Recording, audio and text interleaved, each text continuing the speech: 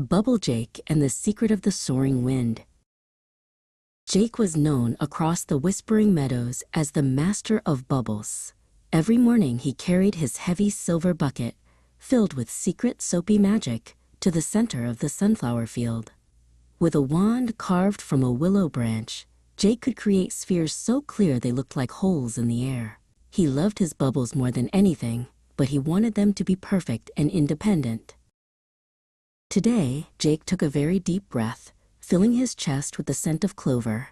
He blew a steady, gentle stream of air into his wand. A bubble began to grow, larger and rounder than any he had ever made before. It pulsed with swirling ribbons of violet, gold, and seafoam green. Jake held his breath as the giant bubble finally detached and hovered right in front of his nose. For a moment, the bubble stayed perfectly still. But then, the morning breeze died down, and the air became heavy and quiet. Without the wind to carry it, the magnificent bubble began to wobble. It didn't fly toward the clouds. Instead, it started to sink slowly toward the sharp, prickly grass.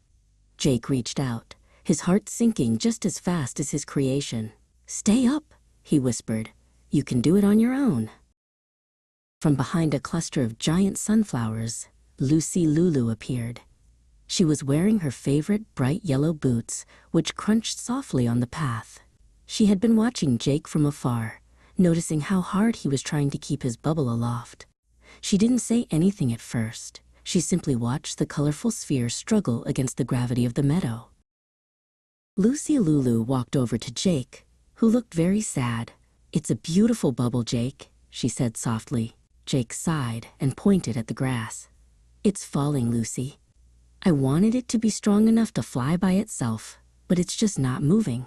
Maybe I didn't use enough magic soap." He felt like his bubble was failing because it couldn't reach the sky without help. Jake sat down in the grass, watching the bubble hover dangerously close to a dandelion.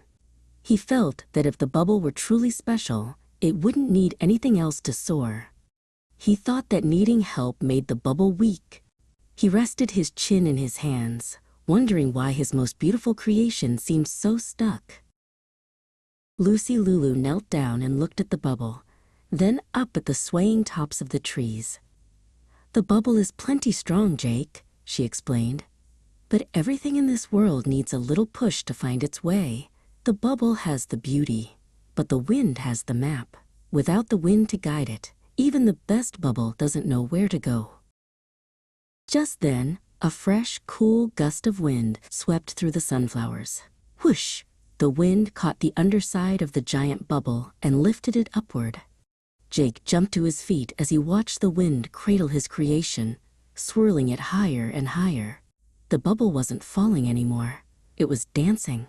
It followed the path of the breeze, gliding gracefully over the trees toward the blue horizon.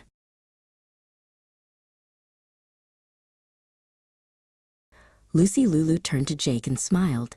"We are a bit like your bubbles, you know. We have all the magic inside us, but sometimes we need a teacher, a friend, or a little bit of advice to act as our wind. It doesn't mean we aren't strong.